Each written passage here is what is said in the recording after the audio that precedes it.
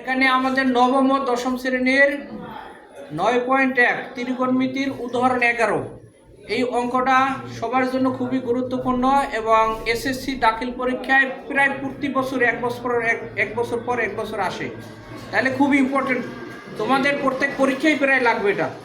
তাহলে আমরা দেখি দেওয়া আছে হইলে উদাহরণ 11তে দেওয়া আছে tan a plus sin a সমান a, আবার tan a minus sin a সমান b। এই দুইটা রাশি আমাদের দেওয়া আছে। আমাদের লেফট হ্যান্ড সাইডে আছে a square minus b square. এইটার সমান আমরা রাইট হ্যান্ড সাইড বানাইতে হইবে root ab, root 4 root ab। তাহলে আমরা প্রথমে এখানে কাজ করি, এর একটা মান এখানে আছে না, এর মান কি আছে,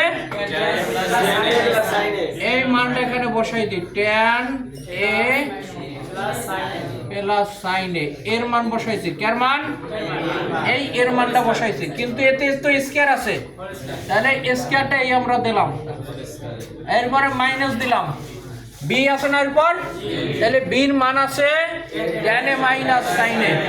তাহলে আমরা এখানে লিখলাম এই tan a minus sin a। এই কাজ দেখে করছি না, এখন এই বিতে কিন্তু একটা স্কয়ার আছে, তাহলে এই স্কয়ারটাই দিলাম। তাহলে দেখে মানটা আমরা বসাইলাম।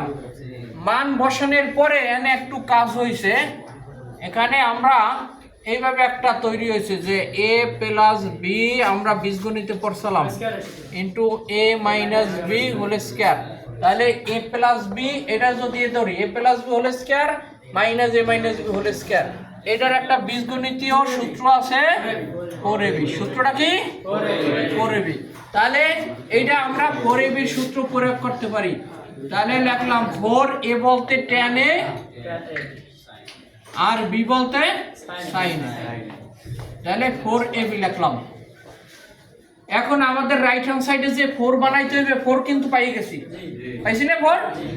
এখন 4 এর পর একটা রুট আছে, তাই না, তাহলে এই 4 রাখলাম, এরপরে এইটা রুট তৈরি করলাম অতিরিক্ত, তাহলে এটার উপরে একটা রুট দিলাম, কিন্তু রুটটা তো বাড়তেই যায়, আর রুটের মানটা ঠিক রাখার জন্য এইটা একটা স্কয়ারও দিই, অর্থাৎ এখানে আমরা রুট দিছি আর স্কয়ার দিছি, বাড়তি কাজ করছি।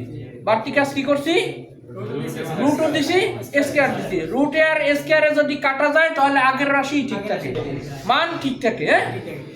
তাহলে এখন আমরা এই 4 লিখলাম, রুট দিলাম,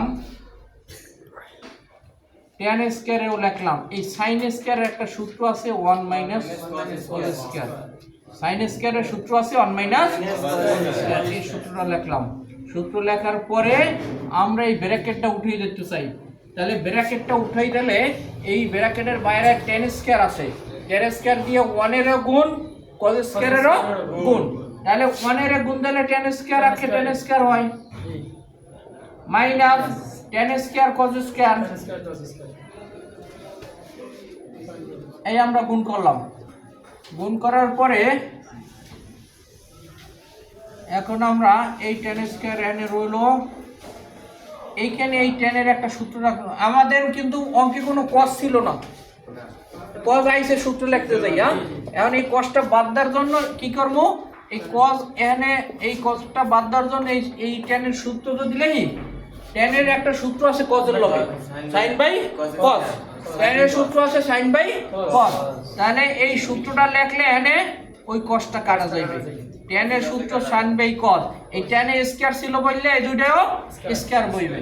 এখন এই cos আর cos কাটা গেছে, তাহলে cos থাকবে না, তো cos এইভাবে কাটা দিছি আমরা, বাদ দিছি। তাহলে এখন এই হলো 4 রইল কি tan স্কয়ারে, এন্ড হলো কি কাটার পর বাকি রইল sin স্কয়ার। এখন এইখানে একটা সূত্র আবার হইছে, এটা স্কয়ার এটা b স্কয়ার, তাহলে a square minus b square একটা সূত্র আছে, এই a plus b into a square থাকবে না, a স্কয়ারই তো সূত্রে আছে, তাহলে a plus b into a minus b। তাহলে এখন এই 4 লিখলাম, এই tan a প্লাস sin এর একটা মান আছে না শুরুতে, এই আমাদের মান পুরুষে দেওয়া আছে, tan a প্লাস sin এর মান লিখলাম a into tan a minus sin এর মান, এই একটা ব্র্যাকেট হবে, তা tan a মাইনাস sin এর মান আছে কি b, তাহলে 4 রুট ab হইছে, রাইট হ্যান্ড সাইড মিলছে, তাহলে আমাদের এটা এই হয়ে গেল লেফট হ্যান্ড সাইড সমান রাইট হ্যান্ড সাইড, এটা আমরা প্রুফ লিখতে পারি। তাহলে